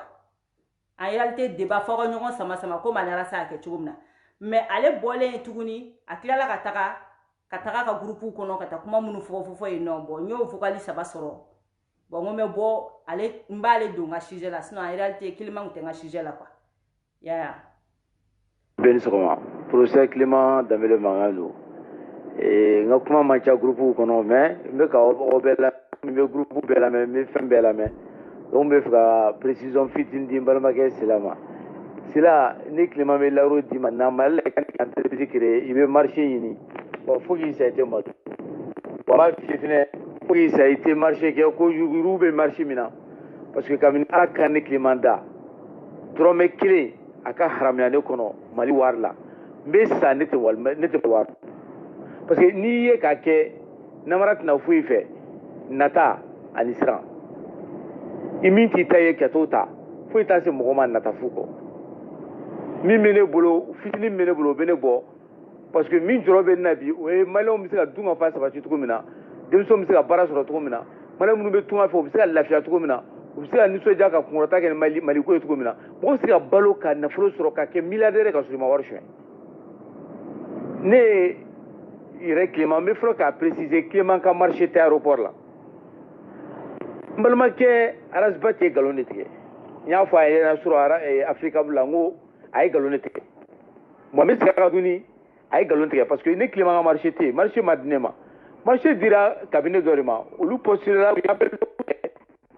entreprise de bɔra marché in nɔfɛ appel d'offre kelen o y'a sɔrɔ aéroport PDG ye ne wele ko donc ne ka fara cabinet dɔ de kan parce que cabinet mɔgɔ ninnu pour que o ka se ka ale ka mɔgɔw former a ka k'a sago ye fa mɔgɔ dɔw spécialité dɔw de bɛ yen kalan dɔw de bɛ yen ko fo ka y'a la mais o y'a sɔrɔ cabinet in de ye avant que cabinet ka fara cabinet ye marché sɔrɔ mais cabinet ye marché sɔrɔ cogo di parce que ale de ta ni tɔ wɛrɛ ne nana cabinet contrat kɛ ne ye ka contrat kɛ tubabu fila ye ani berinois kelen cabinet tɔgɔ ko DZ international marché b'o de tɔgɔ la wari sarala o de ye wari ma sara ne ye ne yɛrɛ ye wari min sɔrɔ a bɛɛ lajɛlen a bɛ taa bɛn 37 000 7,400 ala sɛbɛn ka marché min fɔ ne yɛrɛ wari min sɔrɔ a la 7,400 ne ta o de y'a la mais komi min mɔgɔ man di mɔgɔ ye i b'a fɔ k'i b'a tigi mangoya k'a tigi tɔgɔ tiɲɛ diɲɛ mɔgɔ ka bɔ n'a mankutu ye i bɛ kow ɲagami ɲagami n y'o de fɔ a ɲɛna a ko nkalontigɛ de dabila marché tiɲɛra DZ international de tɔgɔ la marché ma tiɲɛ professeur Clément tɔgɔ la o ye kelen ye a filanan DZ ye marché sɔrɔ parce que DZ de ka prix nɔgɔyara ka tɛmɛ entreprise tɔw kan appel d'offre kelen a sabanan a bɛ fɔ ko fractionnement bɛ fɔ n'o y'a sɔrɔ prestation intellectuelle la n'o y'a sɔrɔ musaka min marché min n'a tɛmɛna 80 millions kan marché ma tɛmɛ 80 millions kan donc kumaw tara ka taa nkalon tigɛ ka kumaw mumu u tata k'u sogolo ɲɔgɔn sanfɛ walasa ka dɔw mankutu tiɲɛ donc n bɛ fɛ ka bɔ ka nin yɔrɔ de f'i ye dɔrɔn n bɛ segin a kan tuguni kabini ala. Donc a ka vocal fɔlɔ parce que ne ka batterie yɛrɛ bɛna ban dommage mais a ka vocal fɔlɔ n b'o décortiquer rapidement ale kelen man ko Arasa ye nkalon tigɛ le même qu'il m'a en train de confirmer ko ale welela aéroport directeur fɛ Arasa o kelen ni reproche k'i la i yɛrɛ bɔra sa o dugusɛjɛ ka t'o kelen confirmer bon e ko Arasa ye nkalon tigɛ bon Arasa ye nkalon tigɛ yɔrɔ jumɛn Arasa ko i ma ko n'a y'a sɔrɔ ko directeur ye e wele a ye wele donc a ma k'i wele a ma k'e wele parce que aw mɔgɔ caman de taara aw ka CV bila aw mɔgɔ caman de tun b'a nɔfɛ a ye wele est-ce que a ye t'aw wele a ye ta ten k'e wele Arasa o de fɔ e yɛrɛ tilala k'a fɔ tugun k'a ye wele directeur kuturu k'e wele mais non Clément favoritisme bɛ yen yɔrɔ de la Arasa o yɔrɔ de reproche k'i la Arasa o reproche k'i la parce que n'i ye directeur de wele a y'i wele kun jumɛn na Arasa o reproche de k'i la i yɛrɛ bɔra sisan i ka vocal kɔnɔ k'o confirmer o ka tɛmɛ ka bɔ yen nɔ Clément ko o vocal kelen kɔnɔ ko marché kun dilen don société wɛrɛ de ma marché dira société wɛrɛ ma ala c'est-à-dire n ninnu bolo quoi ko maliyɛn denw bɛ ji min olu de fɛ marché dira société dɔ ma mais o société ti baara dɔn directeur ka tila k'e wele k'e ka n'olu dege baara la e yɛrɛ mun bɛna société mun dege baara la o e yɛrɛ ka wari sɔrɔta bɛɛ bɛnna ko 7,000 mais o Clément kelen k'o vocal kɔnɔ ko ale ko marché dilen ye o société ma ko société in ye 80,000 de sɔrɔ mais 80,000 na ale Clément ye 7,000 de sɔrɔ mais en même temps ale de recommandé la k'ale ka ninnu former parce que k'u t'a ɲɛdɔn ale de k'u former ko directeur y'ale wele ko parce que ko f'a kun ka kɛ mɔgɔ ye mɔgɔ min bɛ baara dɔn ale Clément de b'a dɔn mais marché ma di ale ma a dira société dɔ de ma o société in ma ale ma taa baara ɲini o société in fɛ dɛ o société ma ale wele dɛ directeur tilala k'ale wele donc directeur ye contrat di société dɔ ma à part ka tila k'ale fana wele k'ale ka n'o contrat in former o société former donc o société yɛrɛ min bɛ ka taa baara ɲini o yɛrɛ tɛ baara in dɔn mais o bɛ ta ten ka 80 millions d'o ma wa mo ga be kila ka yini kerefe ka wa wolo vla do ma ke ka ta 80 millions tigi deme ko ka ta bara ko o ni alaji c'est-à-dire nan kumara nunu ma quoi c'est pas la peine et puis ni be kila ka botu ki wasono kuma faswi et souhaité ere bora ka fossa kiliman bora ka fossa ko souhaité do de wule la ko ka 80 millions d'oma 80 millions de la société ma oh directeur ya ale wele ko na 80 millions tigi ko te bara indore ma ya ale ta te bara do mena e ka no de me ma me wa wolo vla de ma wa kele ma me ni be kalama de aba kalama ko million bi shegi ne dira ale be kata mo min de me ko million bi shegi ne duro ma mais ale be ka to former wa wolo vla mais million bi shegi ne duro ma awuli ala na la kirati ni me saka ketudi ni ne be kila ka botugu kale be do fo ara sama nous ne be botugu ko ni kuma fora ko lu be wuli ko arasa de fa borafa aw ni alache abe kuma me ne mani fore ne ma fore aw be vocal la me Clément ko marché dira société dorima o société ka marché dira kera million bishegini o me directeur ya lere de wele kale kana ko kana nunu fene former parce que ko mogo c'est-à-dire mogo minu be se ka ke fa ka ke mogo be se ka mogo be barendo donc ale ba don mais ole ka dale a bakuruba be ka dale ma ale re ka mogo nyini ka barake no société fene do de taraka bara doma o société fene tlala ka o ma ale wele de directeur mi e bara di société ma o directeur tlala ka le wele awuni alati et puis ko wa wolom la kalodi so million bisheki affaire ke kelema wa wolom la so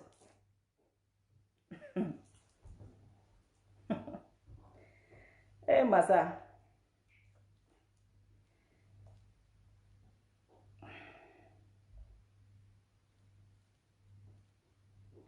ile ma wakale wa wolom vla so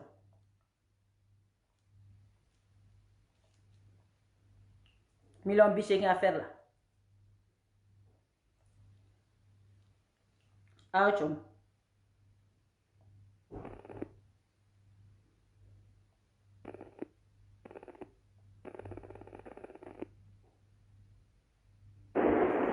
donc on be siga ka tuguni ka fie kami ala kanda mali warte ne klima kono parce que an ni ma diga ke gol soro directeur mali kono ya wa ne be sanite mali wadu ne mo be mina da ngani kilenke mi e fina ko ne ni arasa che ne willa ka si arasa ma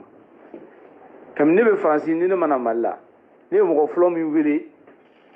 ba do mo so be franci ko tishiri o se ka shiria ne yarasa wele alere sigilen yana ka wele ka bunya daga ka faye ngombe na malla me fika keleka mi o san sabai o so ral mo tene don flo arasa mane jabi ka message chama man jabi nale malla ni message chama whatsapp fa wa ba kala fane baye parce que ne message mo wa whatsapp la na ka ba ya man jabi o ko fe bubula no ya ka président d'honneur nya bunya do ka bula yin bismillah ka fo ko ya pas souci na rasa ala maso domina mita o clé la kata boko sabake o clé la ka fo ko fo mali fama be ka bien o ka soro fe mun mubulo ka abe déclarer ne ya rasa le wela ka fo nga kana munya invité amaso wana chekele amana chef la amana chef saba amana o ko fe nya rasa wele ngwa rasa me fe ka wele ga émission na pour ka mna kuma yuru ka ayuru ko nyefo arasa maso wana invité asabana domina ne bita plainte déposée ninga mogo contre 8000 fonctionnaires bâchés qui sont bien déclarés. Les messages qui les clés avant, quand ça me fait la déclaration tout est même fait. Phobie. Au coup, il y a un boulevard de l'Indépendance, un avion chien cola, avion Tunugola, un boulevard de l'Indépendance là. Phobie. N'y a où la race chien nani. On m'a invité à Kana. A te son ana. Boula de bina. Ni boula nana me kuma do ma fine. Bunya ko sa me kuma ta di boula ma. Bunyate non ne ma fui ke mala ne ma min sara arasala ate jabi atina ba wala atina ni fo mi sara la ate finga ke mfina atui nte mana ninga ko nya atui mali mo bate mi haidra o Usman Shirif madana haidra nyoro shirifu ke Mahmoud Diko et Soufi Bilal ibe mo ba fen fe don Mali kona non mo a kelente ne Clément Mawuli kam farkulu ta kata ali mai watara ne ka ci sirama kata bunya dauka ka fo meni kelena nana bunya dauka Mali syndicat ne Clément Massé yoromna association batte Mali la nga wele Massé mima ka fa ina nga yanga keleke anno so ba fo kara sai kele damne ni no ko ni abunya daga fara sa ni nga ton kalfela kam ka bunya diga ar sa ma ke to me afon ya wala sa nga ke nyon fe amanjabi amason ni fembe ka no fe amason bo ni me mi fo mo go nyana na te femi kalama ma yi ni o fe o fine malian do o ya ndamedi aka nyingali ke ka nyi ni ka do nyana ka bo ka fo ka me kuma do fo ne Clément kan atani nga dossier tribunal la dossier tribunal là arasa et dossier bon te so kuma do fo quoi amay mais ala be besara quoi mi me ka ke dibila wala sa ka ne ka chrétien mi me ka ke dibila wala sa ambe yu ke na ka chien ala be kla kana chien bangi malombe chien so ne ba do mi me ka ke ne te so boka be fo ale be boka ta ne mangutu chi ale be boka ta galonda na le be boka ta isi radio sura ka kuma fo so amanye ni mais ne Clémentin arasa ta to ma jena ne be nga kuma ka ba ita to mene da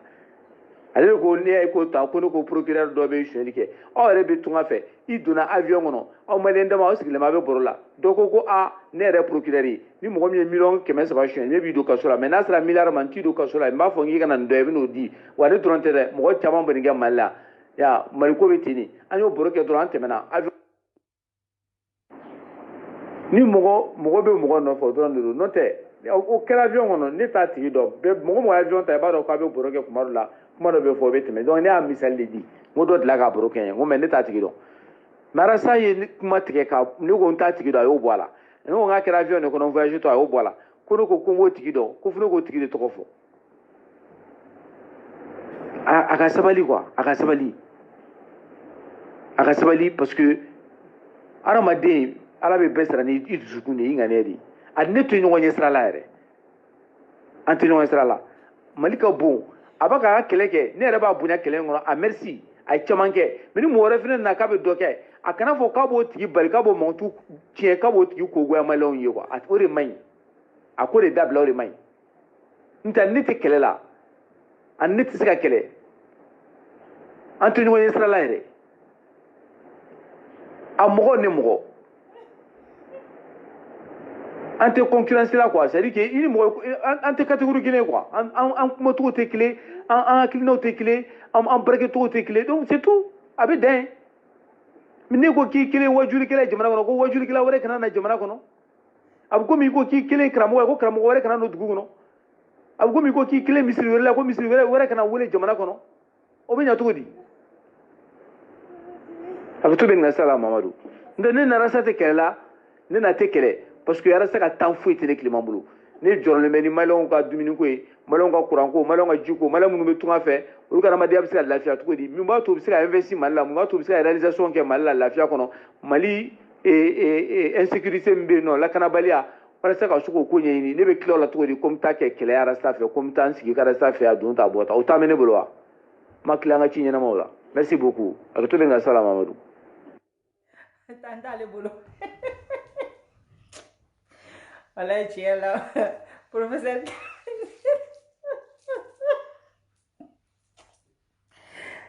Pour d'ailleurs, débat là, mais ne va pas bailler, comment même on choquer à ce niveau là. Eh Clément, professeur.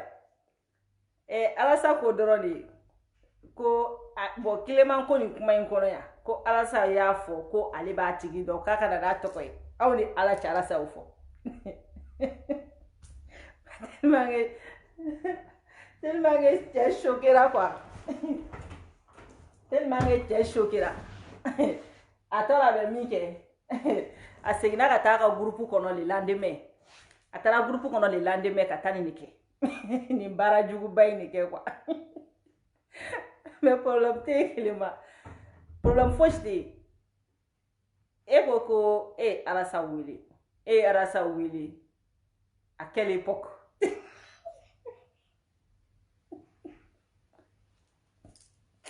Ça devient Tchèque la meilleure là-bas. À quelle époque? À quelle époque? Et Arasa Wili. Et Massa. À quel moment? À quelle époque? Hein? Et il y a une dame qui est au boulot. Il n'y a même pas 6 mois. Mais il y a Clément et il y a Clément.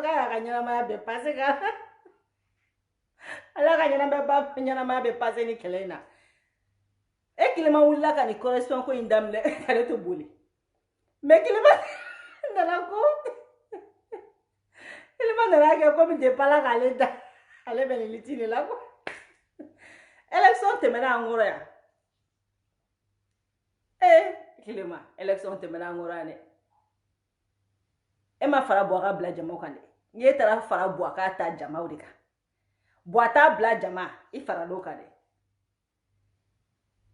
Kana on dala gorobo kuma manda on yere. Boita bla.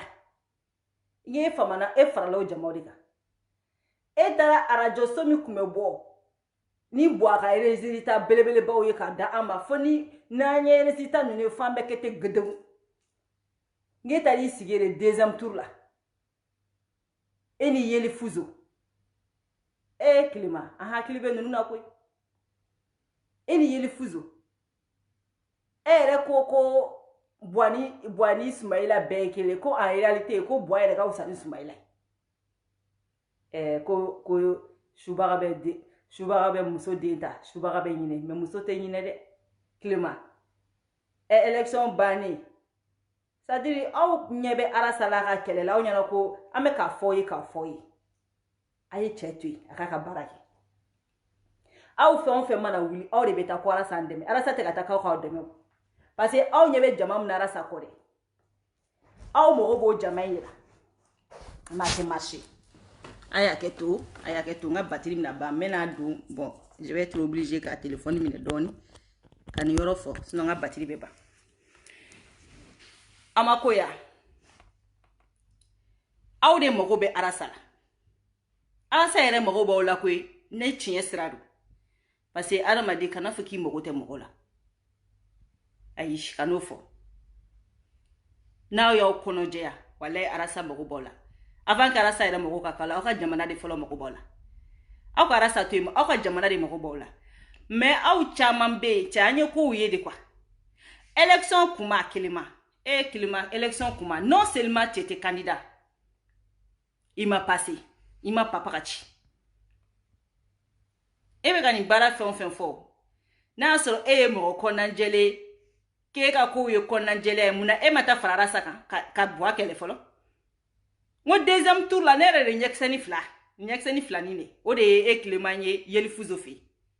Itiboka foko fene galui. Ni bora ka fo sa amedo sa Google kono YouTube kono ka tapisa ka boka dima. Clément Damele itara yeli fuzo fe deuxième tour nya débat besui. Ça dit nere deux soirs I koro doni. E ma fara boita bla jama ko nge fara boita bla fara lo jama de kan. Mais boaba bla e ma fara jama kan. Parce que yeli fuzo kunye boita bla jama de.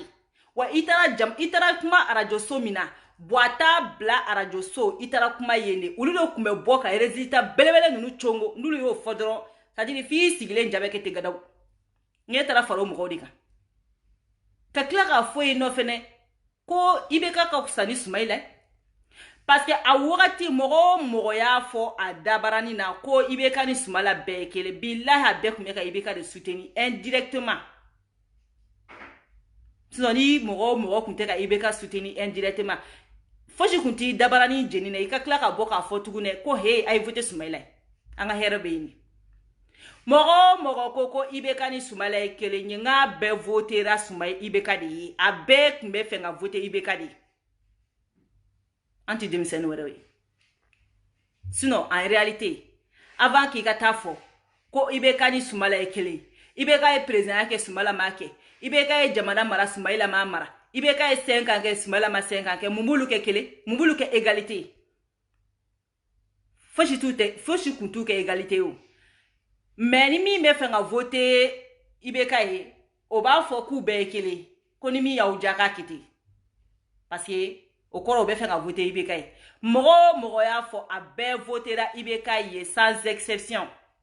Abe kilema ekumo jamaula. Ima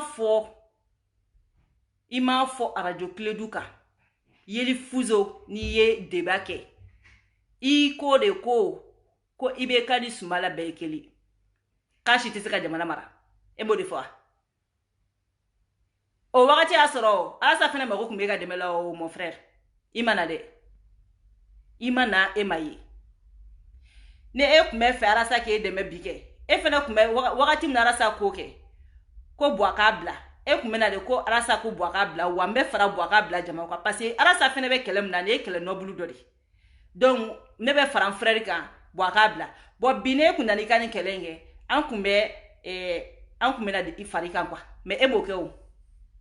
Si ça se emo be arasa na ka jamala. Ebe fe ka arasa ke ballon kwa. Non mon frère tu te trompes nous demain.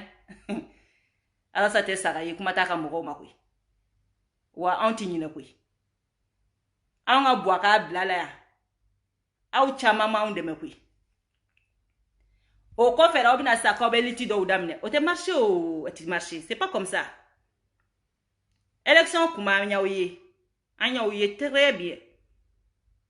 Et Clément ko Ibeka ni Soumaïla Bekeli. Ya foya. A vidéo B. Mora la le tere de génère de ni débat ici et non fait fukataba. Deuxième tour la politicien fait kumara. A penya beka fait parce que deuxième tour là on compte les mêmes chama ka fara anka. Donc deuxième tour là moro bora ko boani Soumaïla ni Ibeka Bekeli a beba mémoriser les miens. Na o fait ko chinchongo amba vidéo la bokabla. Et Clément est OK. Malé ino no quoi. E kani ko indam na Moussa Sensen Koulibaly. E ko ke betiga fait déposer. Moussa Sensen Koulibaly le fole indamne. Mais Clément bi hakila jigi. Moussa Sensen Koulibaly a temene ani nou tapiliche. E Clément. Est-ce que e ka parti mogo mi kumbe est-ce que be mogo flabo? Parce que o chamagelo no ka parti sigi bita soro ere au na o muso doro ne ba kono. Donc na obe bo ba soro muso be tobili la do me école so la. Au muso na o do ni ka fin ana o do ni fe o la ka parti membre quoi. Donc na obe ta ka bo o kele ne be bo. Ita soro muso be tobili la do me école la. Au kele no ne be ta o représenter. Mais au be ko e parti politique o chite problème. Mais Clément itita vidéo la je. Moussa Sensen Koulibaly mi nebe ka baraka yi. Iko ika lichi tere. Moussa Sensen Koulibaly de wulila ka be ni lichinke. Amanya bolo komi anyana bolo parce que pour l'instant mais c'est ka fa amanya lere bolo muna parce que ko rétrograde mogo. Olutara deli kaka ni kwembla. Donc ele tara sisa no ke ebe se ka koke. Donc mi keri ibo don ne bodo. Ite bolito jokono ka ite bolito borokono ka so.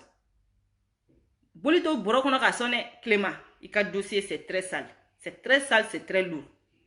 Ambo fie folo. An yara saudi ambe fambe. Moussa Sensen Koulibaly, ale de wulila kana.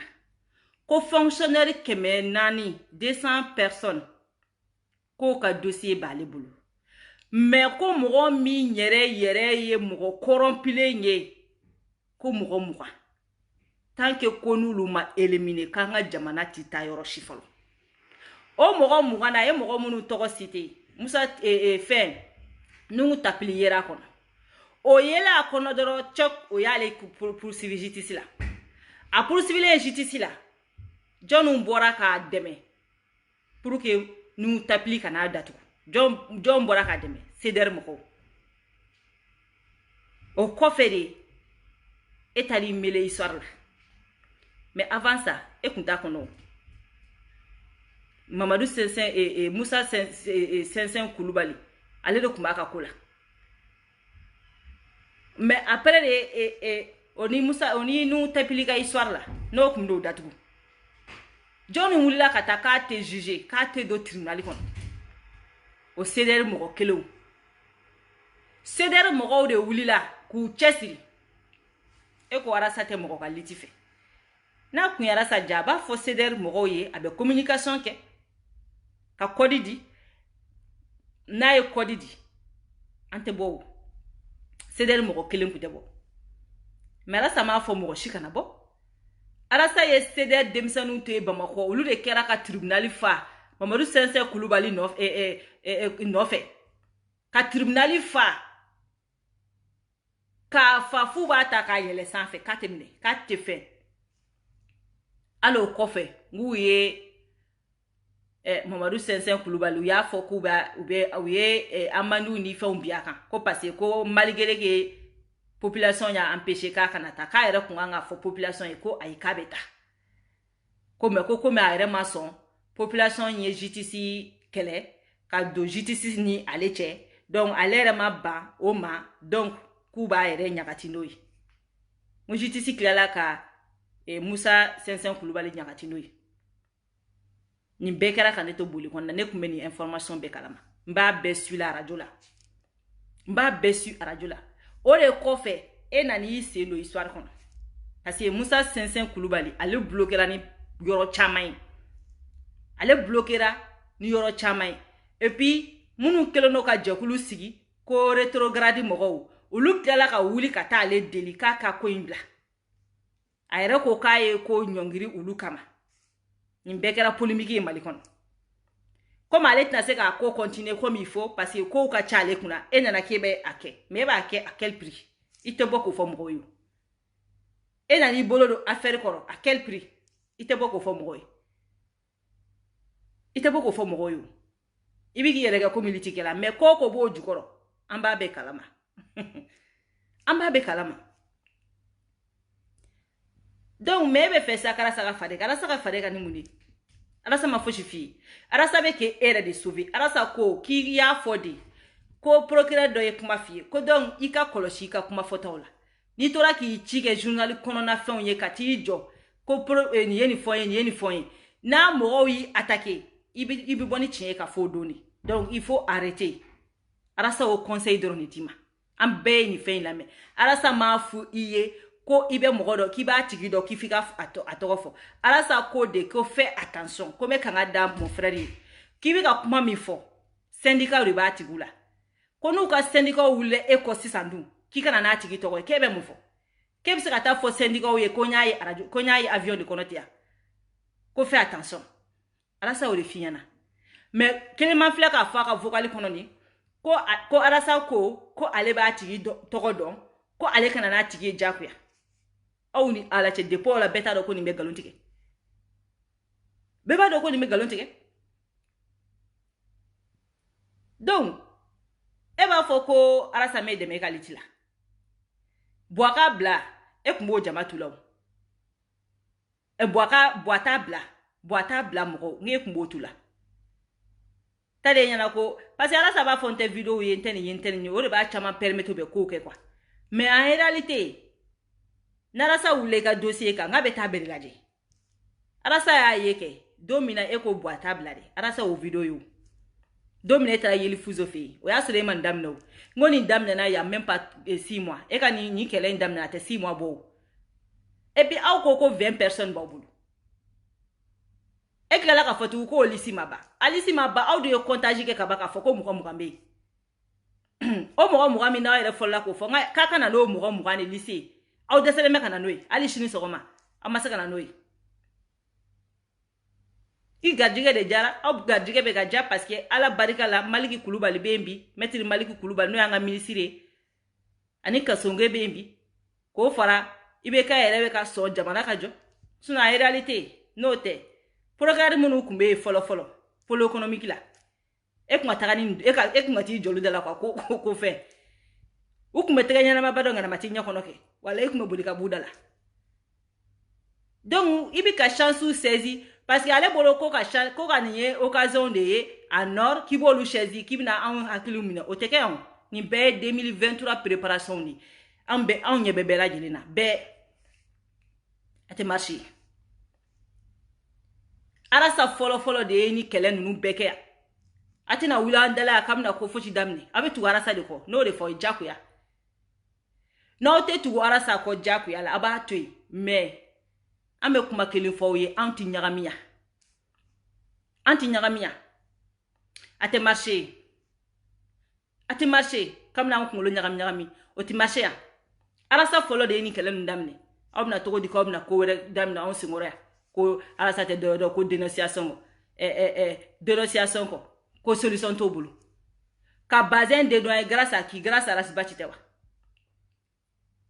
hein hali an bɛɛ bɛ kuma la grâce à Arasibachi tɛ wa kun bɛ se ka kuma fɔlɔ ala kun ka kuma da kun b'e bolo k'e bɛ wuli ko ka fan bɛɛ k'i sen n'o ye k'e correspond kɛlɛ o sera ka taa dugu ni dugu la ka t'o fɔ wa o sera o la c'est pas la peine donc arrêtez quoi kan'i yɛrɛ bila jaw ka meeting ni fɛnw n'an dala ka fan bɛɛ k'i sen n'o ye c'est pas la peine arasa de ye nin daminɛ arasa ye depuis ala ka Mali da aw de la ka ye ko assemblée fɛn ku sara assemblée kun tɛ ali énergie sara hein kun tɛ courant sara ORTM kun tɛ courant sara jɔn y'a to bi courant olu ye courant sara Mali ka juru kun b'u la des milliards des millions grâce à qui n'u ye courant sara Arasibachi tɛ wa hein Arasibachi de m'a to olu ye courant sara wa k'a ma fosi kɛ Arasibachi tɛ dɔrɔ dɔn ko dénonciation dɔrɔn dénonciation n k'o fɛnɛ jamana jɔ dɔ ye k'i b'a dénoncer fɔlɔ de bɛɛ de bɛ se ka dénonciation kɛ hein Arasibachi ye min kɛ e bɛ se k'o kɛ hali i bɛ sɔn hali n'a fɔra k'i k'a kɛ i tɛ sɔn il faut arrêter ka cɛ dénigrer k'o tɛ foyi dɔn o tɛ fɛn dɔn Arasa ye min kɛ jamana kɔnɔ aw jɔn bɛ se ka kɛ aw jɔn k'o bɛ nkalon tigɛ a bɛ mun nkalon de tigɛ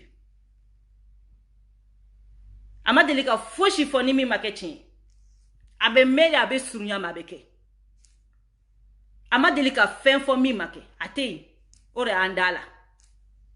ko chroniqueur dɛ kirikarakiri c'est pas la peine ɲamaw bɛ to Bamakɔ kɔnɔ jɔn b'a la cɛ Arasibachi tɛ n'ale ma taa a tɛ cɛ fɛn o fɛn bɛ kɛ k'e ko karasa kan k'e ko k'e bɛna Arasa ka plateau kan i tina bi i tina sini i bɛ taa tile du la élection kuma e nana c'est-à-dire ne ma nin mɔgɔ ninnu faamu quoi ko e ko e bɛna Arasa ka plateau kan ko Arasa ko ko Arasa ma sɔn kɛ c'est comme si Arasa kɛ komi Arasa b'ale contre la i bɛ taa tile du de la yeli fuso fɛ yen i bɛ taa yen de anw ka yɔrɔ tɛ publicité yɔrɔ ye quoi anw ka yɔrɔ tɛ kɛ profitage yɔrɔ ye quoi i ti profiter yen na i bɛ taa yeli fuso fɛ yen i bɛ t'i ka kumaw fɔ yen quoi élection kuma i ko yɔrɔ min na ko bɔ a t'a bila dɛ i bɛ taa yen ka t'i ka kuma fɔ yen quoi i y'a faamu a tɛ fɔ yan e bɛ se ka yeli fuso ka radio belebeleba in to yen Clodou k'e bɛna anw fɛ yen tugun o tɛ kɛ yan tu crois que anw ye kɔtɛ de ye quoi an tɛ mɔgɔ ka kɔtɛ koyi f'a k'o de faamu Arasibachi n'est pas un chiffon hein c'est un chef il n'est pas un chiffon hein k'o f'i ɲɛna quoi min mana wuli dɔrɔn a bolo ko c'est-à-dire o la tɛ bɛ yelu la quoi parce que mɔgɔw ka chef belebeleba aw bɛ to k'o kɛ chiffon ye quoi min mana wuli dɛ Arasibachi mais i t'a Arasibachi mɔgɔ si tɔgɔ ma da kɔnɔ mais o de ma Arasibachi n'i ko min Arasibachi ka plateau kan a ma sɔn i tina tu crois que e bɛ katakata bolila ye kana e yɛrɛ k'e bɛ se ka na quoi katakata nin bolila bɛ na mais e tina tilema y'a faamu parantikɛ bɛ na mais e tina lakuru bɛ na e tɛ na y'a faamu wa bɛɛ lajɛlen bɛ na mais e tɛ na hali wotoro pusini a bɛ na mais i tina parce que ka d'a kan kalabanci tina anw ka plateau kan ka na publicité kɛ ka lajɛ vie de 3000 4000 5000 personnes ka tila ka sɔrɔ ka taa ko n y'a jɛ o tɛ fɔ yan i tina i bɛ t'i ka Clodou de la Claude mondial ibitika Claude la yelu fuzo fe katika kuma foi et puis c'est tout mais kana kimina nga plateau ka ko kano kika ko ke yore o te donge yore ko klanga tegala klanga yore to yi populisia ke yore to yi na ini fosa mo munu hakili ka fege oluba foko wi ko effectivement karasa te mo ka combat fait mais en réalité fait munu ba duguma o to fo kwa an wulila élection kuma e Clément ko bela jele ke nyana ima songa tu yi frère ko no ya rasbachi le nana folo ko boa kabla e tara ko boa tabla kata yeli fuzo fe rasbachi e candidat mu choisi ka fambeka seno pour que obe tara ke mali président na ka programme nyana ma bawi on doléance ba bolo ko faras mala ya ka programme nga o benate e tara fo ko boa tabla e se kati joto di rasbachi e mo mi deme ko oni boa keli oni alache Aras Bachi ka doléance be mo mi bolo tellement que Aras Bachi kunte fe ibeka ka ke président Arasa ko adala ko menga doléance di bela jele ma fo ibeka abete menika wa abete menika akera do yere kono ko Aras Bachi yere ye c'est-à-dire ibeka yere focalise Arasa focaliser me ibeka ka tellement akera do yere bolo ko were de do ko malikote ko were o la bi aya yu c'est pour ça Arasa ko ka be ibeka demere Ibeka ka gouvernement de moi c'est bien. On va aider même Ibeka. Voilà. N'est-ce qu'on taille pour faire chier les gens, pour que vous faire chier. On va aider Ibeka et puis on verra ni mais c'est comme voilà. Nama Ibeka demain, on met ta poussi sur de demain. On met ta poussi sur de demain. Mon me fait un jamana ou les cas enfant en dondi sayama ou denkelente salame tout le demain. Ante Ibeka tigira togo mina abeni 5 ans inkete na be sagela kuna ambe sakono na ambe balo wana beke mi abekodi comme ça na mbora na odina ni président wara ko ka bena ambo fene ka defofo na yo président fene sikike ambo demeke alno ko avec fen fekeke ambeta foko awake ni koma keke côté dom c'est comme ça nere ka Ibeka demere odi ka demere jakuya donc comme ça no kerake prochaine fois na fora ya dabla wa ali prochaine fois na rasa ko ka kana mo mita na yata wallahi ambo tigire demere no be ko kaula bien fo domina bo nyele donc be bokuma kono kwa Clément marankeli ikalitike ikarasatu ika dossier maine ika dossier main kana onye shima kwa kana onye shima awe préparation ni fin mu na jijugo la pour 2023 on ba be kalama donc kana onga kala shinye shima kwa ika litike ikata memba don ala ya o gadige ja parce que alhamdulillah ministre be no ye Maliki Kulubali ala ka Maliki Nyori fo ngo Maliki islamedi Maliki de démissionné na Michigena kama Maliki de jeraka barako ko fantani kuye do te tonyo ale Maliki te fantan do tonyo a joro kama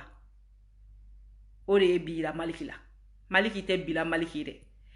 Maliki kuye nyamogo bade yo ngo Maliki démissionné na parce que ko fantan do kanga tonyo o tonyo o se kumba lere ka ke Maliki ku katake Maliki de ko kate fantan tonyo ka di famama wa Maliki be na yabi Maliki ya ka condition beri fo abento mbenga barake chinyeka sinon oka postu mbato bulu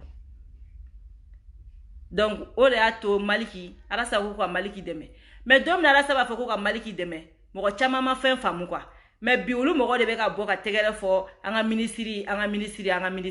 mais donim na arasa ya fo chama mas no ngadu donc arasa te fo shifa kun fe ola nuko ko arasa be galontiga beta arasa ma fo shifa ko fe mo ma boka tegere fo peut-être a fodo adama de shiti chama ta famu kwa mais kalo dama dondoro mo be kla ka boka tegere fo Maliki bora ka baramge ministry chama kunti sega kere kaso ngebe ka baramge ministry chama kunti sega ke wa ali arasa ka fo ko ka IBK ka gouvernement deme parce que Arasa ya senti IBK be fenga fin mi ke 5 ka inkono bi me filante bo filo de kajugu wallahi IBK file to minata ni IBK ku bara damneti an kunta kele volonté mi file IBK la bi ko ka Mali wuli ka jo wallahi ni IBK ku nya ka sanduru damneta an kunta kele an IBK ma nya yoro minade fanga nyini kote ko an IBK ma nya yoro mi kuna IBK kunti fene ka Mali deme Mali jo mais bi IBK ko ayen deme ka Mali jo donc attention ni makoroni nous on s'en fout de ça